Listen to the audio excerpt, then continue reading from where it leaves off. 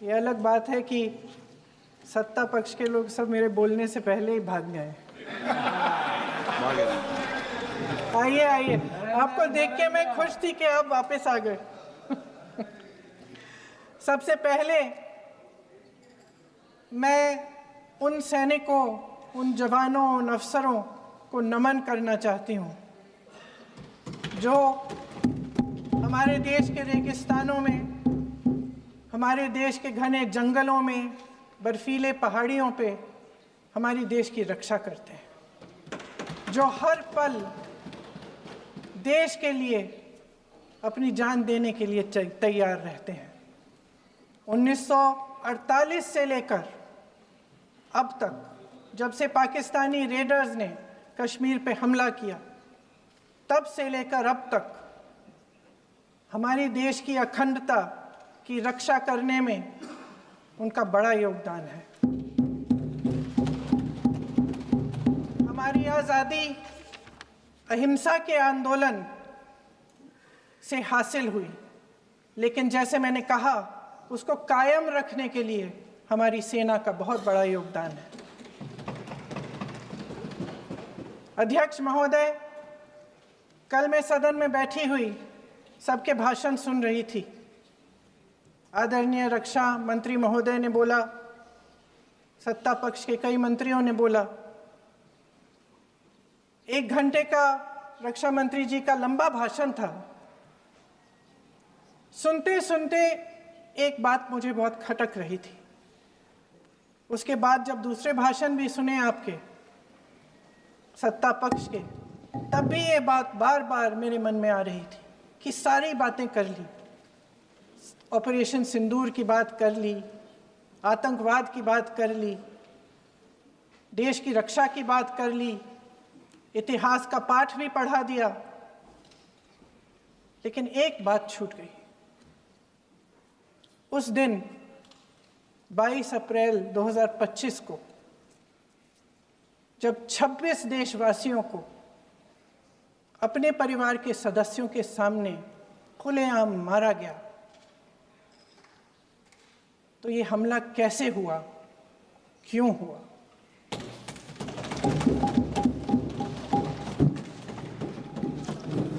अध्यक्ष महोदय, ये लोग बैसारन वैली में, पहलगाम के पास कश्मीर में क्या कर रहे थे?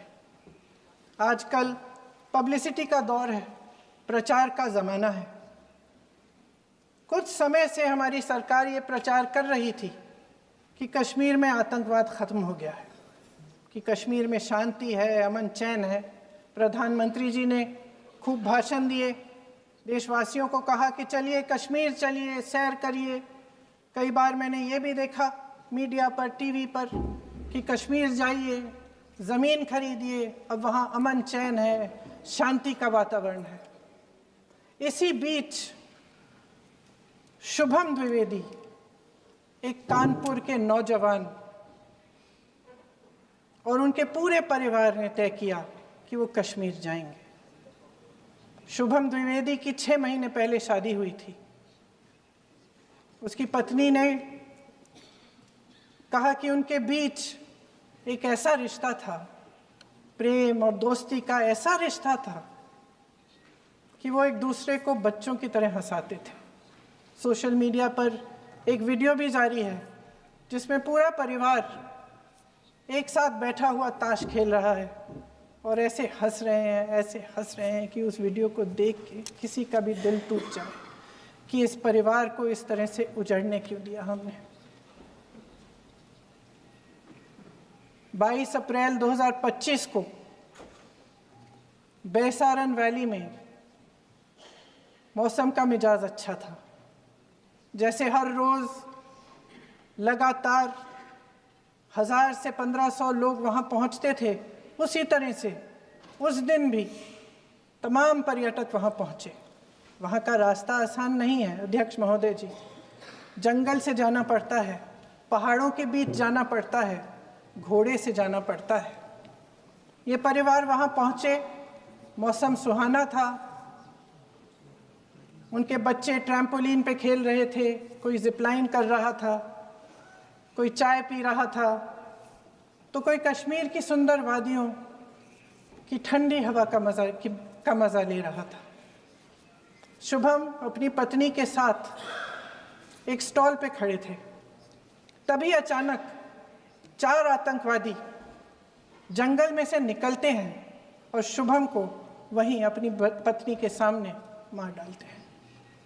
उसके बाद वे वहाँ से पूरे वैली में 1 घंटे के लिए लोगों को चुन चुन कर मारते हैं। किसी के पति को अपनी पत्नी के आंखों के सामने, किसी के पिता को अपने बेटे के सामने,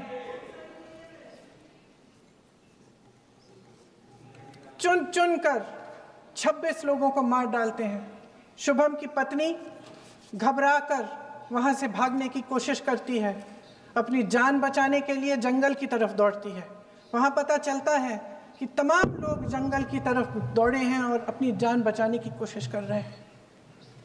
कोई अपने बेटे का हाथ पकड़ के पहाड़ों पर घसीटता हुआ जा रहा है, कोई कश्मीरी घोड़े वालों और गाइडों की मदद लेते हुए चले जा रहा है।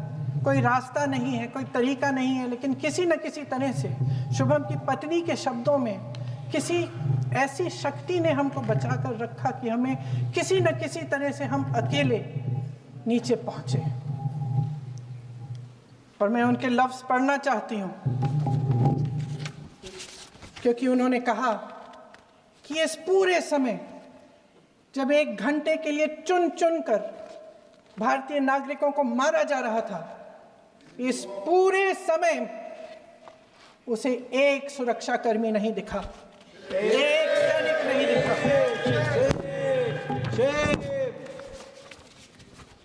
शुभम की पत्नी ने कहा, कोट, मैंने अपनी दुनिया को खत्म होते हुए देखा। अपनी आंखों के सामने एक सिक्योरिटी गार्ड नहीं था।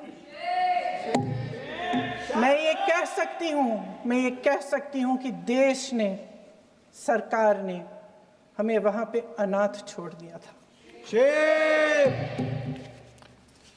सिक्योरिटी क्यों नहीं थी वहां पे एक सैनिक क्यों नहीं दिखा? क्या सरकार को मालूम नहीं था कि यहां रोज 1000 से 1500 पर्यटक जाते हैं? क्या सरकार को मालूम नहीं था कि यहाँ के पहुंचने के लिए जंगल के रास्ते से जाना पड़ता है? अगर कुछ हो जाएगा तो लोग वहां से निकल नहीं पाएंगे। एक चिकित्सा का इंतजाम नहीं था, फर्स्ट एड का इंतजाम नहीं था, कोई इंतजाम नहीं था, ना सुरक्षा का ना फर्स्ट एड का। इन लोगों को भगवान भरोसे छोड़ दिया गया। ये लोग वहां पे इस सरकार के भरोसे गए और इस सरकार ने उन्हें भगवान भरोसे छोड़ दिया।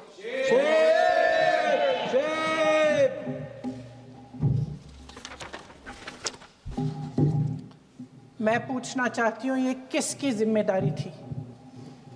इस देश के नागरिकों की सुरक्षा की जिम्मेदारी किसकी है? क्या इस देश के प्रधानमंत्री की नहीं है? क्या इस देश के गृह मंत्री की नहीं है? क्या इस देश के रक्षा मंत्री की नहीं है? क्या एनएसए की नहीं है?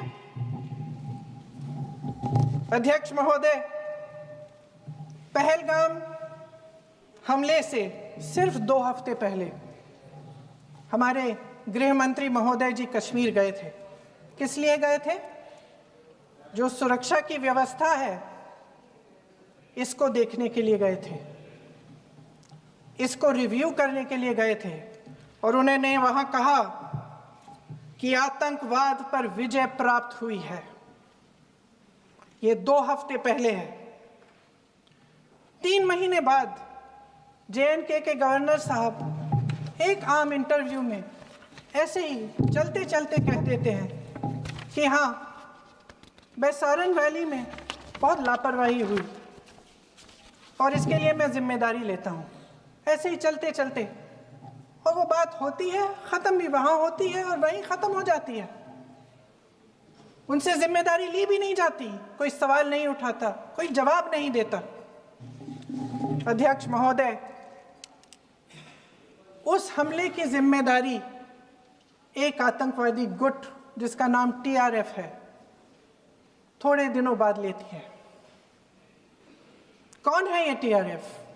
2019 में ये गुट बना, 2020 में इसने कश्मीर में आतंकवाद का काम शुरू कर दिया और 2020 अप्रैल 2020 से लेकर 22 अप्रैल 2025 तक इन्होंने 25 आतंकवादी हमले किए। गृह मंत्री महोदय ने जब यूपीए सरकार के समय के आतंकवादी हमले गिने तो लगभग 25 गिनवाए थे अभी अपने भाषण में। इस गुट ने कश्मीर में 25 हमले 2020 और 2025 के अंदर एक पूरी लिस्ट है इन हमलों की। मेरे पास इतना समय नहीं है इसलिए मैं एक एक को नहीं पढ़ना चाहती, लेकिन मैं इतना कहूंगी कि इनमें रियासी का हमला भी था 2024 का, जिसमें 9 लोग मारे गए और 41 लोग घायल हुए। कुल मिलाकर 2020 से लेकर 22 अप्रैल 2025 तक टीआरएफ ने 41 सेना और सुरक्षा कर्मियों की हत्या की, 27 सिविलियन की हत्या की और 54 लोगों को घायल किया था। भारत सरकार ने टीआरएफ को आतंकवादी संगठन का दर्जा कब दिया? 2020 में दिया, 2021 में दिया, 2022 में दिया, 2023 में दिया। 3 साल बाद, 3 सालों के लिए ये आतंकवादी गतिविधियां कर रहे हैं और आप इनको आतंकवादी संगठन तब कहते हैं 2023 में। इसकी क्या वजह थी? ये सब सरकार के संज्ञान में था और आप मुझे बताना चाहते हैं, सत्ता पक्ष के नेता बताना चाहते हैं कि ये सब आपके संज्ञान में था, लेकिन कोई भी एक ऐसी एजेंसी नहीं है हमारी सरकार की जिसको पता चला कि ऐसा हमला, ऐसा भयानक हमला होने जा रहा है हमारे देश में, कि पाकिस्तान में बैठे हुए इस हमले की योजना बन रही है कि हम भारत जाके हैवानियत करेंगे, 26 लोगों को मार डालेंगे और हमें पता ही नहीं है। क्या ये हमारी एजेंसियों की विफलता है कि नहीं है? ये बहुत बड़ी विफलता है, ये एक बहुत बड़ी विफलता है। जानते थे कि ये गुट है, जानते थे कि 5 सालों से ये आतंकवादी हमले कर रहा है, अध्यापकों को मारा, आर्मी के बड़े बड़े अफसरों को मारा, आम जनता को मार डाला, पुलिस वालों को मार डाला, और आप इन पे निगरानी नहीं रख रहे थे। और ये जो एजेंसियां हैं इनकी जिम्मेदारी कौन लेगा? क्या आईबी चीफ ने अपना इस्तीफा दिया? क्या किसी ने इस्तीफा दिया? गृह मंत्री जी के कार्य क्षेत्र में आता है इंटेलिजेंस ब्यूरो। क्या गृह मंत्री जी ने इस्तीफा दिया? इस्तीफा छोड़िए, जिम्मेदारी ली।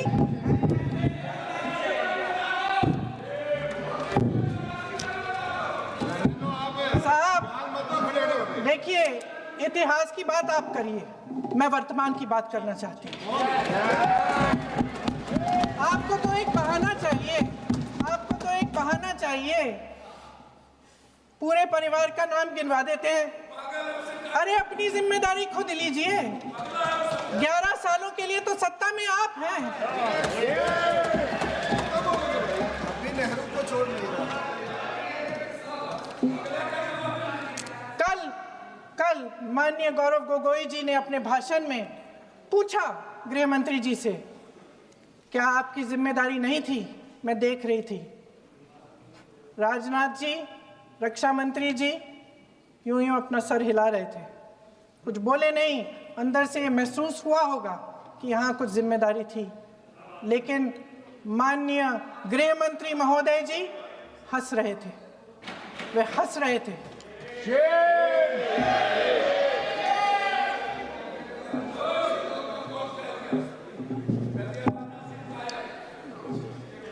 अध्यक्ष महोदय, कल सत्ता पक्ष और आज भी सत्ता पक्ष के नेताओं ने 2008 के मुंबई के हमलों का जिक्र किया, बार बार कहा कि मनमोहन सिंह जी की सरकार ने कुछ नहीं किया।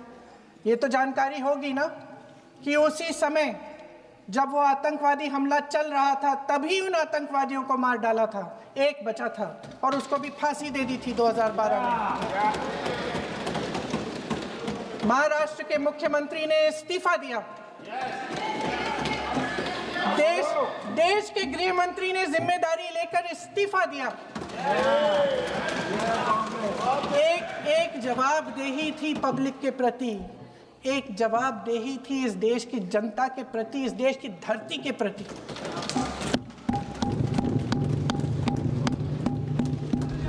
राजनाथ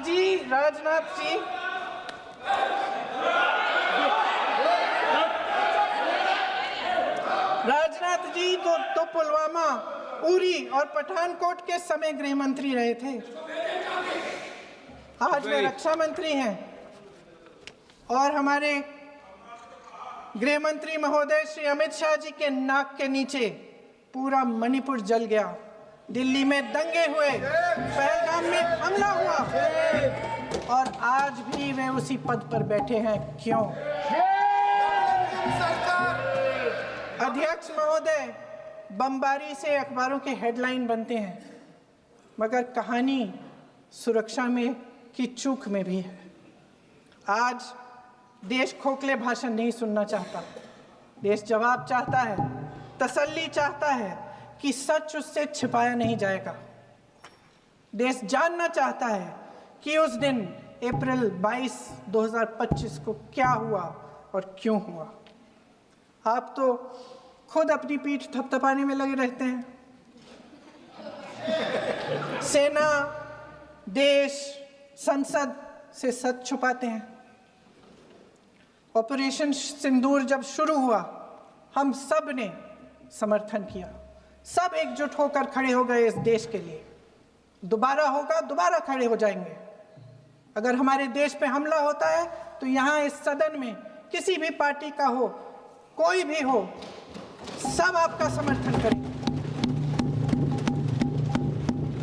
और हमें अपनी सेना पर गर्व है कि उन्होंने इस बार भी दृढ़ता से लड़ाई लड़ी, धैर्य से लड़ाई लड़ी, वीरता से लड़ाई लड़ी। लेकिन इस ऑपरेशन का सिंदूर का क्रेडिट, उसका श्रेय तो हमारे प्रधानमंत्री जी चाहते हैं। सही भी है, ठीक है, सही है, श्रेय ले। ओलंपिक्स में हमारा मेडल आता है, उसका भी श्रेय लेते हैं, लेकिन सिर्फ श्रेय लेने से नहीं होता नेतृत्व, जिम्मेदारी भी लेनी पड़ती है।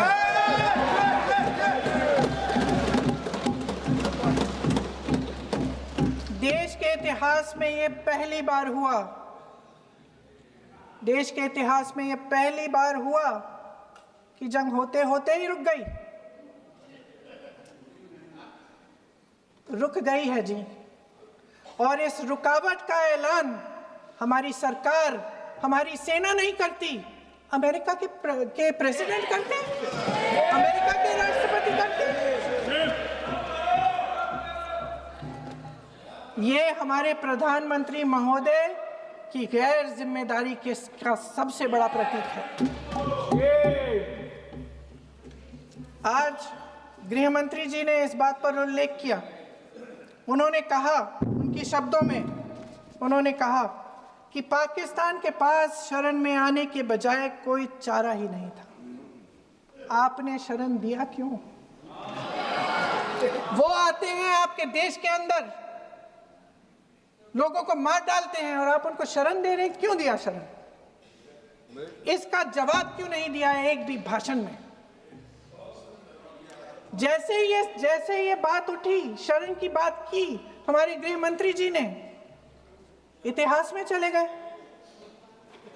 नेहरू ने क्या किया, इंदिरा गांधी ने क्या किया, यहां तक कि मेरी मां के आंसुओं तक चले गए। लेकिन इस सवाल का जवाब नहीं दिया कि ये सीज फायर हुआ क्यों, ये जंग रुका क्यों, और तब क्यों रुका जब दुश्मन के पास कोई चारा नहीं था हमारे श्रेय में आने के बजाय। क्यों रुका ये जंग? इसका जवाब नहीं दिया। धन्यवाद। आप देंगे?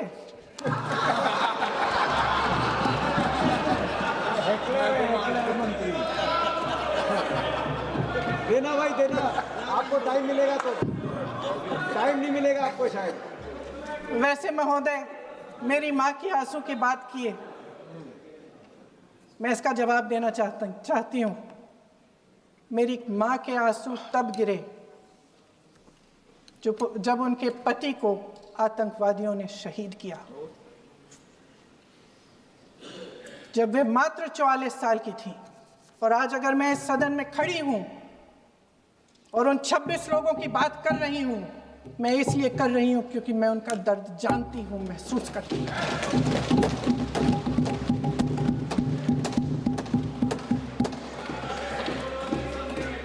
अध्यक्ष महोदय, मैंने कहा कि देश का नेतृत्व सिर्फ उपलब्धियों का श्रेय लेने से मजबूत नहीं होता।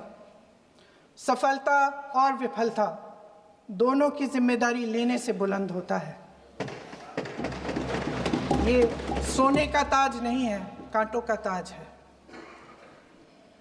अध्यक्ष महोदय, जब सरकार झूठी और कायर हो तो वे बहादुर से बहादुर सेना के साहस और पराक्रम को भी कमजोर कर देती है। देश को प्रतिशोध के साथ साथ सबके प्राणों की रक्षा का प्रण चाहिए। सेना की शक्ति के साथ सरकार की सच्चाई भी चाहिए। महान देशभक्त शहीद इंदिरा गांधी जी, जिन्होंने सफल कूटनीति के बल पर अमेरिका के राष्ट्रपति निक्सन का मुकाबला करके पाकिस्तान का विभाजन करवाया, बांग्लादेश बनाया, 1 लाख पाकिस्तानी सैनिकों को आत्मसमर्पण करने पर मजबूर किया, उन्होंने कभी इसका श्रेय लेने की कोशिश नहीं की। ऑपरेशन सिंदूर का मकसद अगर पाकिस्तान को सबक सिखाना था तो शायद ये मकसद अभी अधूरा है, क्योंकि हमारी कूटनीति विफल रही है। इसका प्रमाण यही है कि ऑपरेशन सिंदूर के बाद एक पाकिस्तानी जनरल, जिसके हाथ खून से रंगे थे, अमेरिका के राष्ट्रपति के साथ बैठकर लंच खा रहे थे। अगर ऑपरेशन सिंदूर का मकसद आतंकवाद को खत्म करने का था तो पाकिस्तान को संयुक्त राष्ट्र के आतंकवाद विरोधी समिति का अध्यक्ष चुने जाने से इस मकसद को धक्का लगा है। इसकी जिम्मेदारी कौन लेगा? क्या हमारे प्रधानमंत्री लेंगे? क्या उनमें ये हिम्मत है? नहीं है। अगर इस ऑपरेशन के दौरान हमारे जहाजों का नुकसान नहीं हुआ तो सदन में इसे साफ साफ कहने से क्या डर है? क्यों नहीं कहा है? कल भी रक्षा मंत्री जी ने कहा कि हमारे इंफ्रास्ट्रक्चर का नुकसान नहीं हुआ, तो जहाजों के बारे में भी बता दें, साफ साफ बता दें, क्या हर्ज है? सच्चाई तो है। सवालों से बचने के लिए ये सरकार हमेशा प्रयास करती है। इसकी राजनीतिक कायरता बेमिसाल है। देशवासियों के प्रति जवाबदेही का एहसास ही नहीं है। सच्चाई ये है कि इनके दिल में जनता के लिए कोई जगह नहीं है। सब राजनीति है, सब पीआर है, सब प्रचार है, सब पब्लिसिटी है। देश की जनता के लिए आपके हृदय में कुछ नहीं रहा। बहुत समय हो गया है आप इस प्रचार में ही लिप्त हैं, जनता को देख नहीं पा रहे हैं। जी मानिए। जो पहलगाम में हुआ, खत्म करती हूँ, जो पहलगाम में हुआ उससे हर एक देशवासी के दिल पे चोट पहुंची है।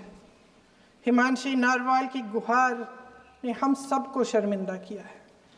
इसीलिए मैं आज यहाँ खड़े हुए एक आखिरी बात करना चाहती हूँ।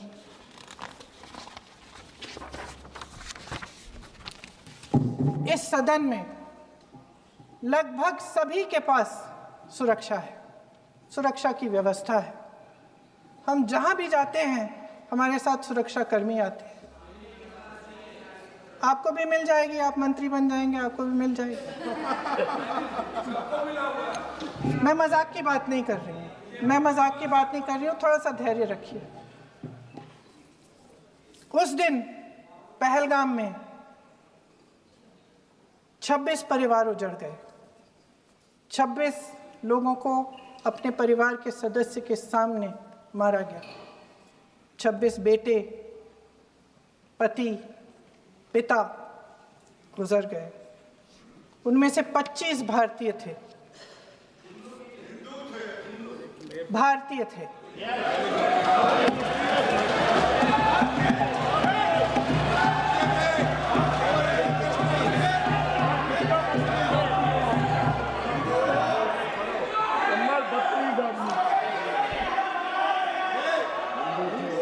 कुछ सीखो भैया। जितने भी लोग बैसारन वैली में थे और जो 25 भारतीय मारे गए, उनके लिए कोई सुरक्षा नहीं थी।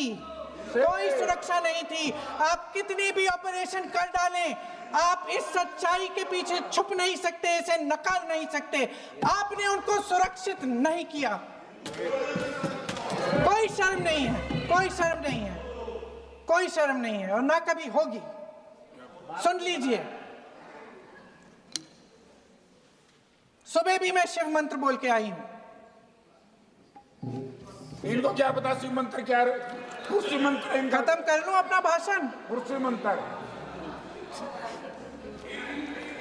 मैं एक बार उन 25 भारतीयों के मैं एक बार उन 25 भारतीयों के नाम इस सदन में पढ़ना चाहती हूं, ताकि यहां बैठे हर सदस्य को यह एहसास हो कि वे भी हमारी तरह इंसान थे, किसी राजनीतिक बिसात के मोहरे नहीं थे। वे भी इस देश के बेटे थे, वे भी इस देश के शहीद हैं। उनके परिजनों के प्रति हम सब की जवाबदेही बनती है। उन्हें सच्चाई जानने का हक है। समीर गुहा